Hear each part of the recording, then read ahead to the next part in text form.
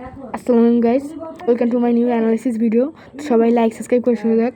Brazil team যে FIFA world কাপে নরের বিপক্ষে যে হেরেছে, সেই টিমে যদি নেইমার থাকতো তাহলে কি নেইমার প্রথম হাফ থেকে থাকলে ব্রাজিল জিততে পারতো?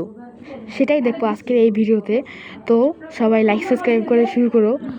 তো নেইমারকে নিয়ে কথা, নেইমার যদি ওই ম্যাচটায় থাকতেও, নেইমার লাস্টে পেনাল্টিতে একটি গোল করেছে, নেইমার যদি ওই ম্যাচে থাকতো তাহলে হয়তো বা জিততেও পারতো। এইখানে যে আমি স্কোয়াডে দিচ্ছি, এইখানে নেইমার রয়েছে Alisson, Danilo, Marquinhos, Gabriel and Douglas Santos, এবং মিডফিল্ডে রয়েছে ক্যাসামিরো, ব্রুনো গুমারেস এবং নেইমার এবং রায়ান, ভিনিসিয়াস, থিয়াগো। এই যদি স্কোয়াডটা ব্যবহার করতো তা কার্লো আনচেলত্তি, তাহলে হয়তো বা ব্রাজিল জিততেও পারতো এবং রাউন্ড অফ কোয়ার্টার ফাইনালে চলে যেতে পারতো।